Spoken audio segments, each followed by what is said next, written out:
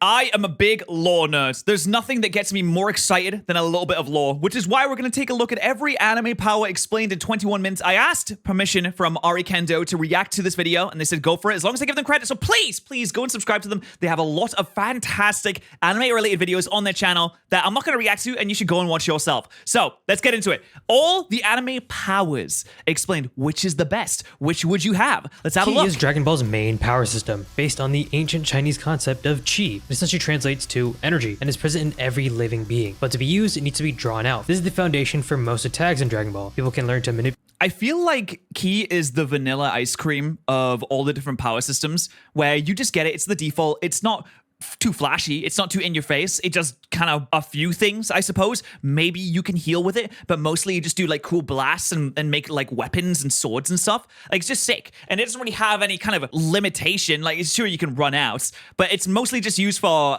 weaponage, used as a means to attack your opponents. Their Ki to enhance their strength, agility, or durability, and can also shoot it out to perform energy-based attacks like beams or bombs. In battle, the most important thing is the size of one's Ki and their control over it. What is Ki made up of? Well, Toriyama's really only pointed out 3 key factors, but there could be more. Genki, which is one's health. This is used for the Genki Dama or spirit bomb. Yuki, which is one's courage, and Shoki, which is one's right-mindedness. There are also at least 3 categories of Ki, maybe more. Good mortal Ki. This is the Ki that most characters like Goku, Krillin, or Master Roshi would use. Evil mortal Ki. This is mortal Ki that's sensed to be evil or have evil. Yeah, rest in peace the ghost. Kind of make me sad. Also, is there no Ki for like the based centrist, the on the fence sitter, the person that likes the dogs and the cats? Where's the centrism Ki?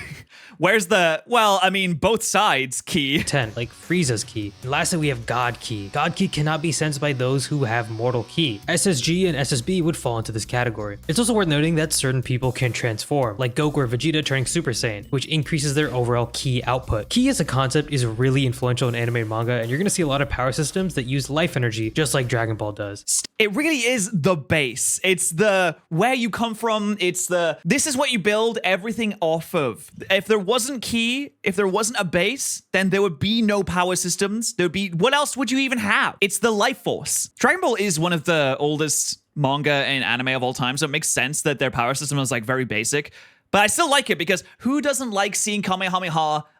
Who doesn't like seeing Final Flash? Who doesn't like seeing Krillin Destructo Disc? Like, it's just great. I have never seen JoJo's. Stands are the main power system in JoJo's Bizarre Adventure that replaced Hamon in Season 3. Stands are basically a physical manifestation of a stand Okay, he's putting Journo's theme. user's mental psyche, and their abilities vary based on the stand and the person themselves. For example, Magician Red can use fire and heat-based technique, while Crazy Diamond can heal injury. They also vary in what form they take. Usually they're humanoid, but sometimes they can just be a straight-up airplane, and also not all stand users actually need to be human, like the perverted orangutan whose stand is a fucking ocean liner. Also, What? This, okay, I thought this would be a little bit easier to understand. From what I've seen, from my like peripheral knowledge of JoJo's, I've seen that stands are like guys, and that you use your guys to fight. That's all I knew, is that JoJo, they're all gay guys. Sorry, they're not gay. They might be gay. It's okay if they are. And they're like really muscular. What is happening? most stands are either based on a color and a tarot card or a musical artist. So if I had to choose a stand, I'd probably make mine Pink Guy. Hey, boss. The most common way for a person to get a stand is to be pierced by the stand arrow. This is an arrow that's created What? It's just, you just get powers from an arrow? from a mysterious meteorite, and getting pierced by it will either give that person a stand or kill them. Once given a stand, this awakening will pass through that person's bloodlines. This is why Dio's stand awakening gave Joseph and Jotaro stands as well, because he was using Jonathan's body. But it's also why Jotaro's mom gets sick, since some people's bodies cannot handle the power of a stand. In addition, all stands have certain stats associated with them that are ranked from Dude, this is insanely complicated. I did not realize that Power System 2 would go deep into it. Destructive power, speed, range, durability, precision, and development potential. Okay, stand master. E to A. This Oh, no, sorry. It's the name. It's the name. Sorry. Okay, never mind. precision, speed, range, persistence, destructive power, and developmental potential. Although I think it's only complicated because I haven't seen the series. I feel like this will be very common for a lot of the different like magic types. I'll call them magic types, where if I haven't seen it, then I don't know what's going on. But if I have seen it, I'm like, oh no, this is easy. What are you talking about? to be honest, the most important thing in stands is their signature ability. Chakra is the main power system in Naruto and is the basis for all jutsus. Chakra is basically Chakra always seemed like a less impressive version of Ki for the most part, but it seemed more versatile where you can do like more cool things. like Naruto creating his own reverse harem. one's stamina and life force. And by molding it through hand Or actually, no, it's not reverse harem, it's just normal harem. signs, ninjas can create different jutsu techniques. Although Okay, so I have an embarrassing admission. I used to watch Naruto when I was a child, and when I was just kind of like chilling in the playground in middle school one day, I was thinking about Naruto, and I was just kind of like sitting, kind of waiting for my friends to come out so I could hang out with them. And I started like practicing I started practicing Naruto hand signs, and people saw me and they just started laughing at me, and I've never felt so embarrassed in my life. depending on how experienced the ninja is, they may not need hand signs at all. In general, there are 3 main types of jutsus. Genjutsu, which involves illusionary techniques where a ninja creates sensory illusions to their opponent. Taijutsu, which is usually physical martial arts. And ninjutsu. Most ninjutsu techniques use chakra to create special attacks, like fire release or Rasengan. Generally, the amount of chakra a ninja has Yeah, Rasengan always seemed like a very unimpressive version of a Kamehameha or like a Big Bang attack. It's just not as cool. is capped, and once they reach their limit, they will have to rest. This limit is usually linked to your genetics, but can be trained to be increased. Every person's chakra is also different, and gives off a unique chakra signature. Entire clans can have different chakra signatures, like the Uchiha clan. Most ninjas' chakras also have an affinity towards one of the 5 basic natures, allowing them to transform their chakra. These 5 elements are fire, wind, lightning, earth, and water. There are also a lot of other elements that can be used in nature transformation, but I'm not going to go over them. There are also certain ninja techniques. Oh, this is complex. This is cool. I think that the special variations are very cool. And my favorite Naruto character was the Sand guy. I think his name's Gaara. I did fall off of watching Naruto pretty early on, so I didn't get super far into the series. And I probably won't go back to it now because it is such a long series. But there are some really cool things that you can do with it. That can only be passed through bloodline, known as Keki Genkai. An example of this would be the Sharingan, which is selectively passed through the Uchiha clan. Alchemy is the main power system in Full Metal Alchemist. Alchemy is very cool. Like, alchemy seems and feels more sciencey. I know it's a weird thing to say, but it feels more sciencey and more grounded than some of the other magic systems that anime have, because it feels like it has strict rules and that it works by the law of the world. And a lot of power systems, they may try and make them work by the laws of their world, but it feels a little bit like, oh, you're just kind of like, you're kind of making it up, right? I mean, it's all made up, but it's not really, it doesn't feel like it fits entirely. Alchemy feels like it fits entirely. I never finished Full Metal Alchemist, but it did seem really cool. It's a science and magical art that involves altering matter using energy. This is known as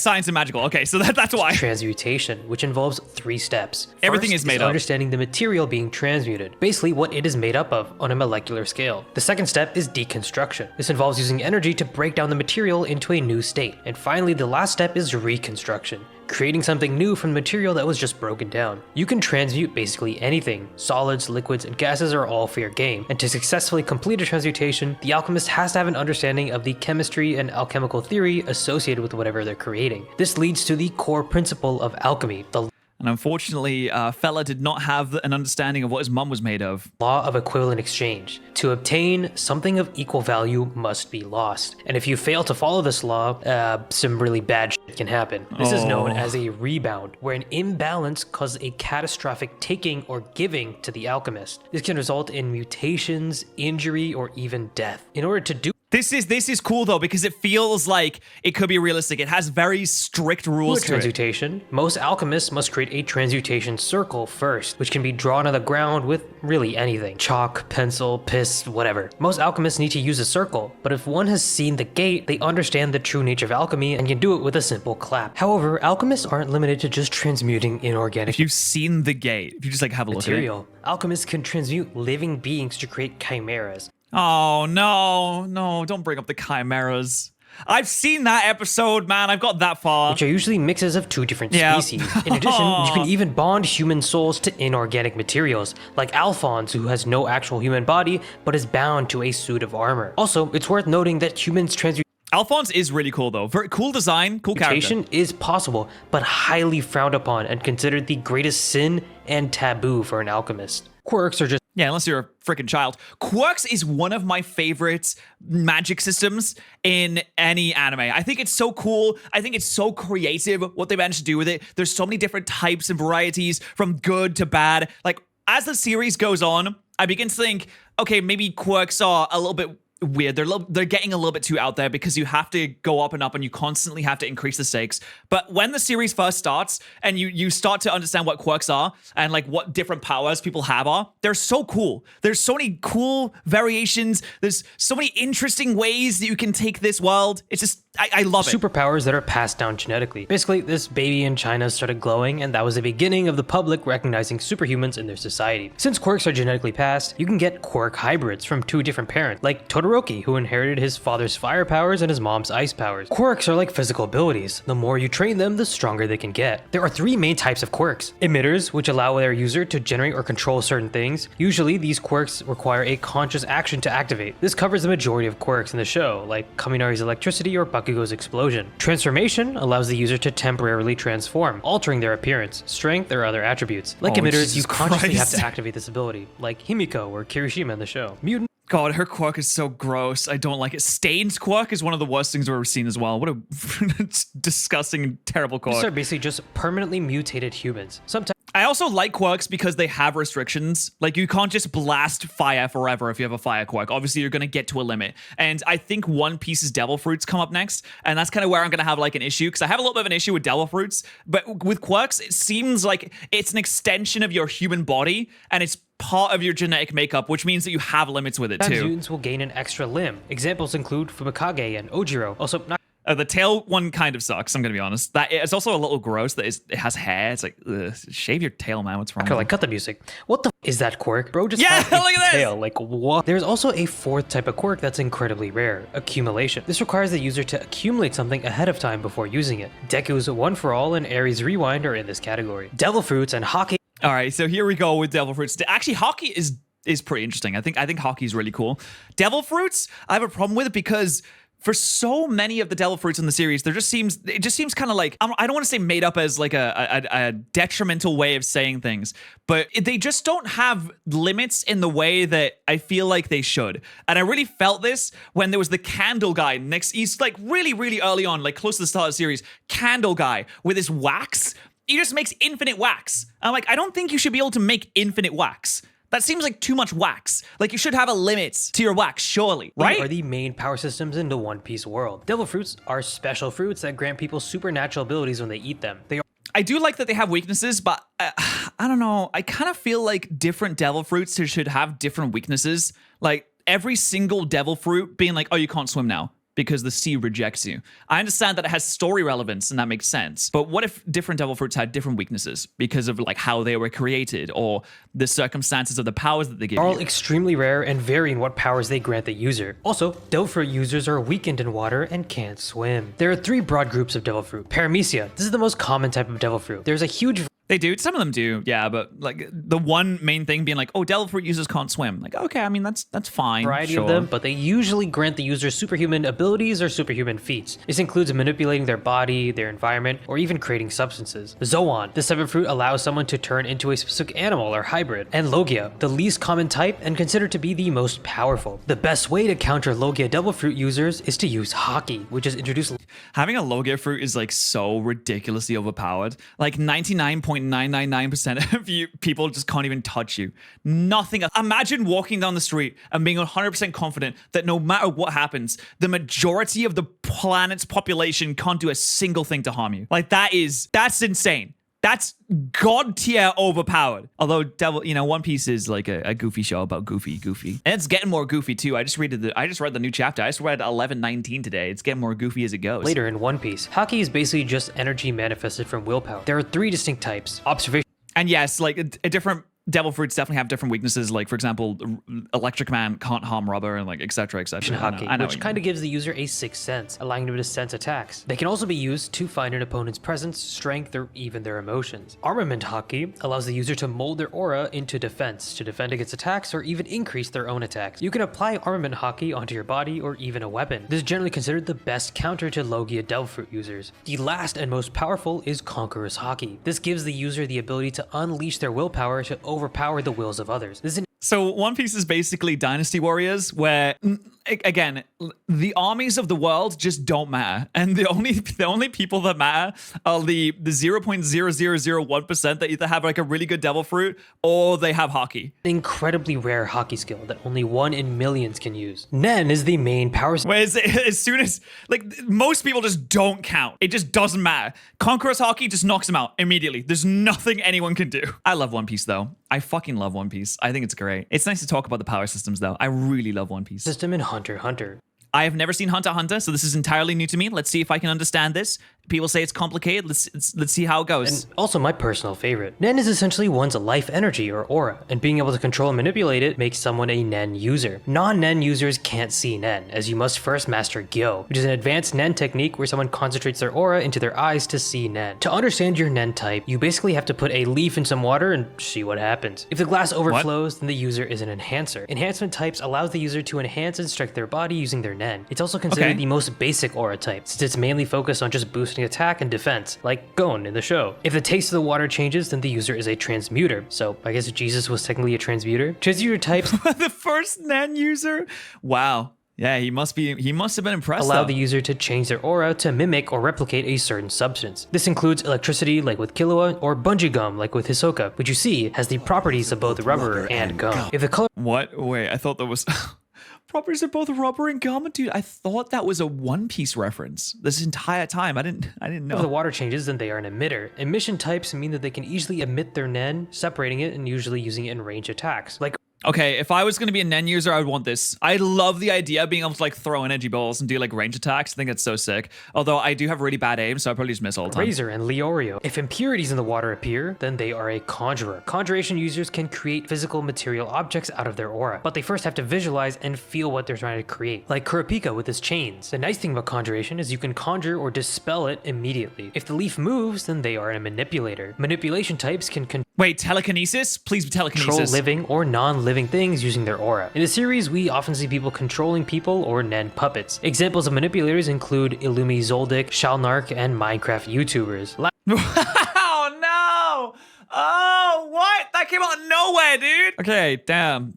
Not wrong. Lastly, specialization types are basically the outlier, as they don't really fit into any of the other Nen types. Usually, these Nen users have insane abilities, like Neon's ability to write the future, or Aluka's ability to grant any wish. While Nen users are usually more proficient in a single type of aura, depending on which aura you have, techniques from other types are still possible. Those techniques are easier the closer they are in this chart, and harder based on how far they are. Oh, really? Okay, that's interesting. So, okay, so it has like a set system. So it's kind of like, not really like alchemy in a way, but it has more set rules, which is cool. And harder based on how far they are. In addition, Nen users can create self-imposed limitations, which can significantly boost their powers. Wait a minute! Wait, isn't this in JJK? Binding vows. Isn't that in JJK? Isn't that what did they do in JJK? Did it come from this? Did he just copy and paste it? Did he Control-C, Control-V it into his own series? That's crazy. I actually really like the mangaka for JJK because he's like very self-aware. He's like very cool in his pages at the end of the chapters and stuff. Simply has to create a contract and vow to follow it. Usually, the stricter the limitation, the stronger the Nen user's resolve is, making them even more powerful. So you were like, I make a binding vow. I will no longer drink tea for 5 minutes, and then I'll become exponentially stronger because, I mean, it's really hard for me not to do that. I mean, example of this in the series is Kurapika vowing to only use his chain gel on spiders, making him much more powerful. Cursed energy is the main power. All right, so and immediately we move on to JJK. That's interesting, though. That is cool. I feel like I need to watch Hunter x Hunter now. But is it a very long series? I also know that I think it's a series where the author is like having some issues or has had health issues. So I don't know how if it's is it finished? I don't know if it's finished. Our system in Jujutsu Kaisen and is born from negative emotions. Cursed energy manipulation. Cursed energy actually might... Okay. I have a really weird relationship with cursed energy, like how I feel about it, because I love domains. Domains are so cool. They're very interesting. The regular cursed energy that people use, I just don't care for. I just don't care. Like, it just doesn't seem cool at all. It's just not interesting to me. I don't really like it as a power system at all. Is the ability... It just seems to be like almost too complex, but like not interesting at the same time. To control the flow of... Although I do love JJK. cursed energy and apply it. You can apply cursed energy in a lot of ways, usually in physical attacks by making your normal strike stronger, or in defense by making your body stronger. Black flashes are an example of this, where cursed energy is used within a very small time frame before an initial strike. This causes a spatial distortion that amplifies the cursed energy. Think of this like a critical hit in Pokemon. There exists no sorcerer who can do I do think that it's really cool that you can get random crits though. this at will. Cursed techniques are abilities created and fueled from cursed energy. Think of cursed energy like electricity and cursed techniques as the appliance that use the energy. Most Jujutsu sorcerers have an innate technique, which is a unique ability to There are definitely like a lot of very cool cursed energy techniques. A lot of them seem quite boring. I like the one that he has kind of like a reverse, where if you hit him really hard, he takes no damage, but if you like tap him, then he takes a lot of damage. Like, I think that's a really cool idea. that person. Some innate techniques can be passed down through generations, like the Gojo family's Limitless technique. Reverse curse techniques are similar to curse techniques. Also, Limitless seems like very complicated. Limitless is, I believe, I haven't seen it in a while. It's like he can slow you down infinitely, so he doesn't stop you, but he just makes you so slow that you'll never actually arrive at your target before like the death of the universe. Which is, I mean, that's cool, that's interesting. But instead require a sorcerer to take two sources of negative cursed energy and multiply them together, creating positive energy. This is extremely difficult for most sorcerers, and usually the positive energy is used for healing. Like Nan, you can also create binding vows that set conditions that increase your power. For example, Nanami limits the amount of cursed energy he can use during working hours, but once he goes I like that. I think it's because when they try to explain their powers, because they have to explain the powers, because if you explain your powers, it does more damage to your opponents, which I think is also like an interesting idea. Sometimes they go overboard with the explanations and it takes too long to explain like a very specific power. And then the guy, like, he'll like disappear after an episode or so. And it just, a lot of the anime is just spent explaining how a power works, rather than anything else happening. I really like this power. Overtime is a really cool power though. It's a very cool power. Into overtime, his cursed energy increases. In addition, revealing your cursed technique to your opponent actually increases the power and the effectiveness of it, which, by the way, I really like this as a concept because it means that there is an actual in-universe reason for people to explain their powers to the audience. Such a genius way of having characters explain their technique in the middle of a battle without it being awkward for the viewer. And there you go. Domain expansion is really sick though. Lastly, we need to talk about domain expansions. It creates a barrier that is infused with that sorcerer's innate curse technique, and inside of the barrier, all curse techniques from that user are amplified and guaranteed to hit. Domain expansions are usually regarded as a trump card, only to be used once per fight, since they take a ton of energy. This makes them really high risk, high reward, and the best counter to a domain is to set up your own domain inside. This will create a battle between them. Gaius. Oh, you're gonna do a domain? Well, I'm gonna do a domain too. Gaius is an interesting one because they don't really use, I mean, Gaius is definitely very important, but it doesn't feel important in the series. How do I describe this? Obviously, Lelouch uses Gaius like a ton to get what he wants, but in the wider scheme of things, I feel like, honestly, he probably could have done without the Gaius. Is a supernatural ability that code bearers can bestow upon people by a contract. In the show, we see C2 give Lelouch the power of absolute obedience, also known as the power of kings. This gives it is really cool that it only works once per person, though. I think that's the ability to give any one command to a person if they make eye contact. A Gaius can be leveled up through excessive usage, as we see with Mao, who cannot stop his mind-reading Gaius regardless of whether he wants to activate it or not. Also, yeah, that's not really leveled up. That's kind of just it's more of a drawback than anything else. Mao shows us that not all Gaius users need to make eye contact to activate their ability, just like Rolo in Season 2. When a Gaius is leveled up all the way, that user is strong enough to take the code of a code bearer. This makes the code bearer mortal once again, and once the transfer is complete, the Gaius user completely loses their ability, but in turn is immortal, while being immune to all other Gaius. Yeah, that is weird how that works. Like, okay, you take the code, then you lose your ability and you're immortal. I think it's a strange way to do it. I also feel like I have watched this entire series, but I also didn't get it because I'm too dumb, or maybe I wasn't paying enough attention. I was like, what is up with this green haired girl? And they do explain it. I think I'm just too dumb to understand it. Ryukyo, or spiritual energy, is the primary power system used by all races in Bleach. It's generally understood as someone's spiritual energy. Every spiritual I haven't seen Bleach. I just know they have really big swords. being emits Reirukyo, which is known as Reiatsu, or basically spiritual pressure. The difference between these two is that Reirukyo is the amount of spiritual energy one has, and Reiatsu is the pressure or flow of one's spiritual energy. Also, everyone has a different power level of Reirukyo, or spiritual energy. Oh, we got a wiki page open for this. Chad, do you think I'm gonna get roasted in the comments for this? I feel like I might deserve a little bit. Just go a little easy. You know, we're all having fun here. It's not that serious. Energy. The first is basic, then average, then high spiritual power, then great, then immense, then immeasurable spiritual power. Chat, you all have immeasurable spiritual power because you're so smart. Hi, John. I love this anime. I've never seen it, by the way. No, I also love this anime. I haven't seen it. Different races have entirely different patterns in their reiatsu. And using a technique known as reikaku, or spiritual sense, one can identify a person simply from their reiatsu. There are many different races and types of spirits in Bleach, and each effectively have their own power system, but they still fundamentally use Reikyo as the basis. The first of these races is average humans, most of which have no boring humans. Imagine being a boring human. Lame. Imagine being a lame ass human. Oh, it must be so embarrassing to be a regular person. God, thankfully none of us here have to deal with that.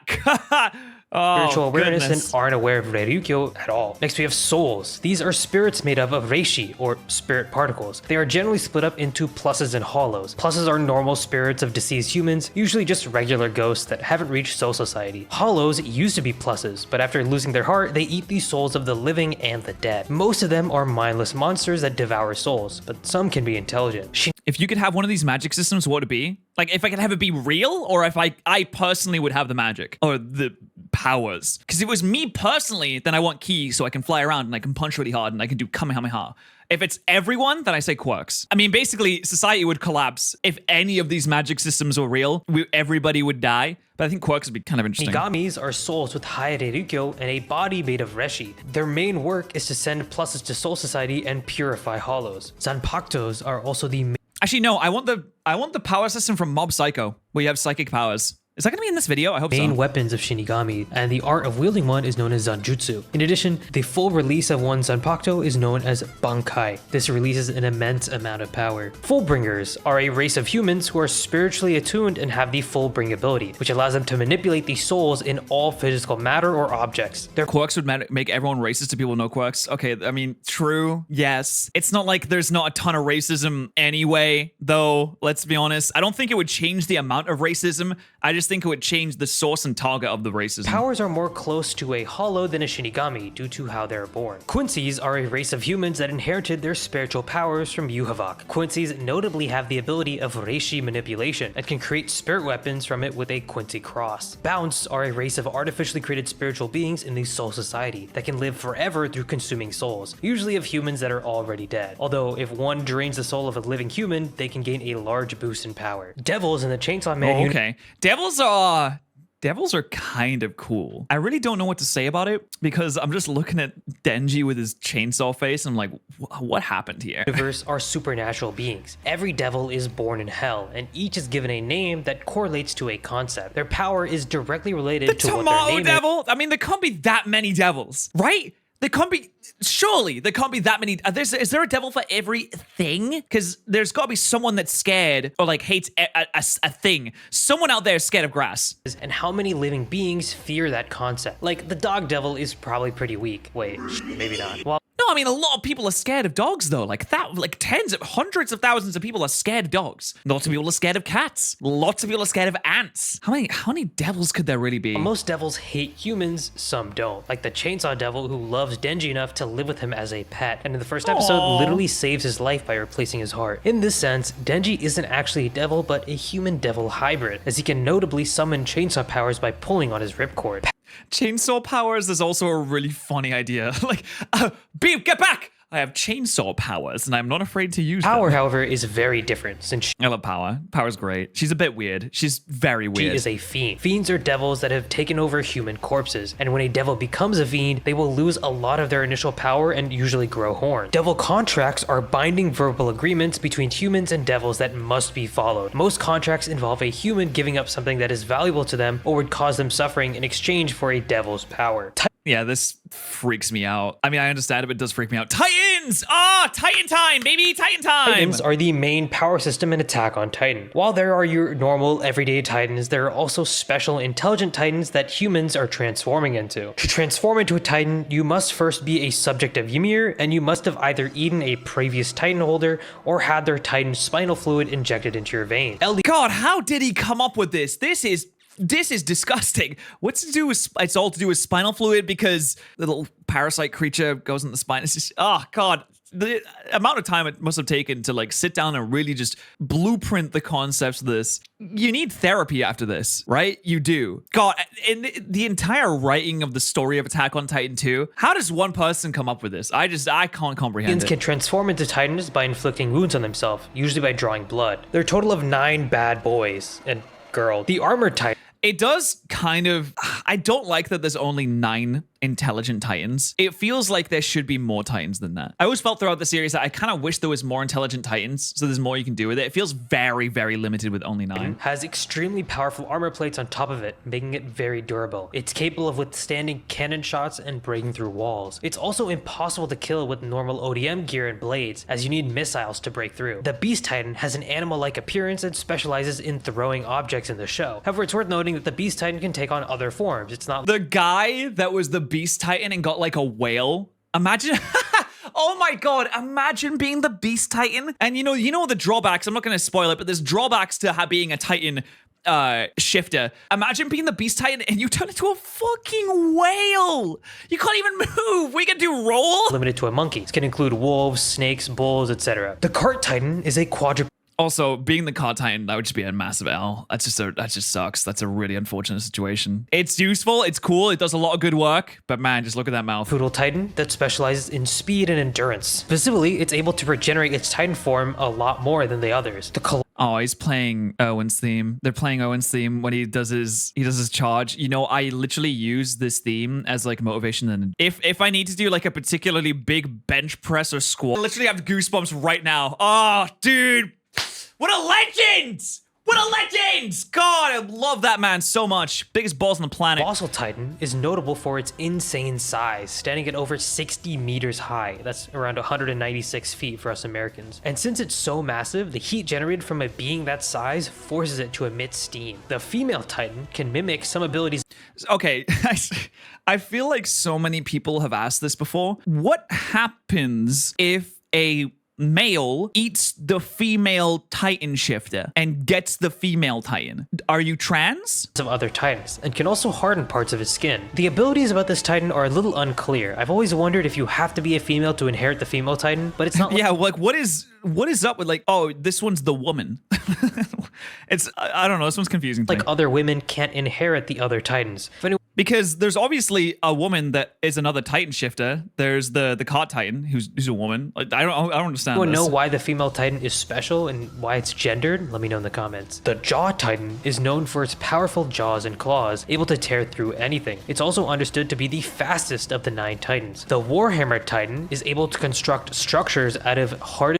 I really don't want to spoil what happens in the series, but the Warhammer Titan is the funniest Titan of all time. Titan flesh, most notably a giant hammer. It can also separate the user from its main body, making it very hard to kill. And okay, this next AOT section is gonna have spoilers. I mean, all right, spoiler for Attack on Titan. This is one of the greatest anime of all time. You should go and watch it. If you haven't watched it, don't fucking look at this part. You come back later, go away, come back later. Here we go. 3, 2, 1. The entire thing does, but I would say this next section has the most spoilers. It goes over content in the last season and even the ending of the show. The Attack Titan is Aaron's signature Titan. The Attack Titan has the ability to see through the memories of its past and future holders, just like we see in the ending. And that is a really interesting Titan. It also has the power to attack, if you don't know. But that's a really interesting power. The Founding Titan, the first of all Titans. Just by screaming, it can create and control other Titans and all other subjects of Ymir. In addition, the Founding Titan can look into the past, and eventually Eren Yeager ends up controlling this as well. Breathing style. Dude, that's insane though. Look at this. The stature of the Founding Titan. Oh my God. It makes me feel things. Oh, we get onto, I didn't get this. I watched a little bit of Demon Slayer. I didn't get too far into it because honestly, I just kind of got a little bit bored. It's definitely a very beautiful anime, but I didn't really stay super interested. And then I've heard from a lot of people that it's not that great. So I just didn't go back to it. But the breathing thing, what's all that about? The main power system for the Demon Slayer core, and they're essentially just weapon techniques, usually used on swords. They utilize total concentration breathing, which is a way for Demon Slayers to control their breathing and enhance their physical attributes. All breathing styles are derived from sun breathing, the first breathing style. There are also 5 derivations of this that are the fundamental elemental breathing styles: flame, water, wind, stone, and thunder. There are also a lot of smaller breathing styles that come from these elements to create new breathing techniques, like love and mist are created from flame and wind, respectively. What is interesting about the breathing styles is that the element isn't actually created in real life. All of the water or fire Oh wait, it's just cool animation. The element isn't actually created. It just looks kind of cool in the show though, doesn't it? you see is added for us as a visual metaphor to help us understand how the character themselves sees the technique they're doing. Servants. So how the character sees it? Okay, I mean that might be the worst one that we've seen so far. Love breathing?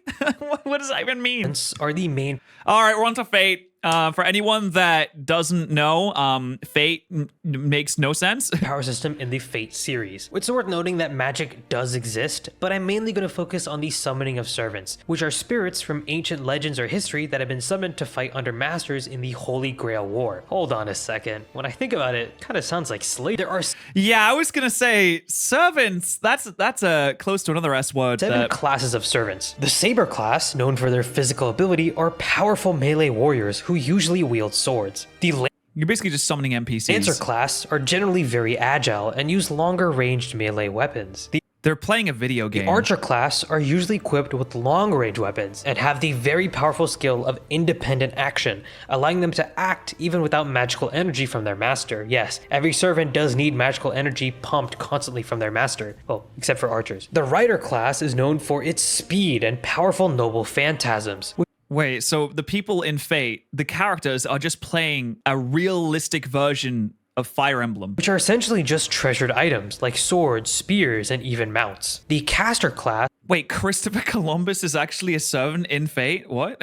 is skilled in magecraft and have the skill territory creation, which can create a space. Which real historical figure would you summon as a servant? Well, I just want to see how tall Napoleon really was. Everyone says he was small, but like, what if he wasn't? What if he was actually kind of tall? I mean, I'm 6'1". What if he's actually 6'1"? Around them to enhance their sorcery. The Assassin class is proficient in assassination and stealth. Their special skill in presence concealment allows them to remain undetected. Usually they will target masters instead of servants. And lastly, the Berserker class, no, not that Berserker, are servants that have gone mad or fight recklessly. This allows them to use their special skill, Mad Enhancement, which What can you get non-real figures to use in this? Like, can I use Angron from Warhammer 40k? Can I get him as a berserker? trades their sanity for insane power. And personally, I've always thought the Berserker class was the coolest. Magic and Battle Aura are the main power systems in Mushoku Tensei. And Mishoku Tensei. Okay, I have heard of this before, but it's about time we actually got one just called Magic. Like, why haven't we had more just called Magic? I'm gonna focus mainly on magic here. Magic requires mana to produce an effect, and all Oh, this is straight up fantasy magic. This is by the books living magic. beings born in this six-faced world have mana, excluding people who are summoned there. Most people believe that mana is determined at birth, but Rudius proves us wrong. He shows that the more mana you use in your childhood, the larger your mana pool grows. Now, Oh, so it's like you use it and you get more. It's like running capacity. It's like you're running and you get cardio. normally you have to recite a spell for it to activate, but silent spellcasting is possible, just very unorthodox. There exist 3 main categories for magical spells: attack, healing, and summoning spells. Summoning is pretty self-explanatory, Okay, I'd main summoning because I think the idea of summoning and conjuration is really, really cool. but attack magic is broken down into 4 different schools: water, earth, fire, air. Wait, is this real? Is it just Avatar? Oh man, I was gonna say, why is Avatar not on this, but it's not an anime. Long ago, the healing magic is also divided into 4 schools: healing, detoxification for poisons, divine strikes for fighting spirits, and protection. There are other special types of magic that I haven't covered, and also every magic spell has a rank titled based on how much mana it consumes or how powerful it is. Your rank as a magician is based on the highest rank spell you can cast in any one element. Wait, so it's like D&D? You're like, oh, I'm a 9th level wizard. I can cast Wish and make whatever I want to happen. The first rank is beginner, then intermediate, then advanced. This is where most skill mages land, and only 1 in 100 mages are even capable of becoming an advanced magician in a single element. Next Where would Gale of Waterdeep is land? Saintly. This is the rank that Rudius achieves with Roxy. Then Kingly. This is where Roxy is. She's a kingly level water mage. Then Imperial. And last we have Divine or God level rank. Oh, yeah, he get that. Oh, hey, look, more videos. And that's every anime power explained. I'd like to polish this off by saying, hey, comments, if I said something mean about something that you like, it's okay. It's not that serious. We can all be friends here. It's fine. Also, please go and subscribe to Ari Kendo because they do fantastic anime-related videos, and there's more that you want to watch, like the Anime Studio Explain video or like maybe the hentai video. You should maybe you want to watch the hentai video. I don't know if you want to watch it. You can also subscribe here as well if you want.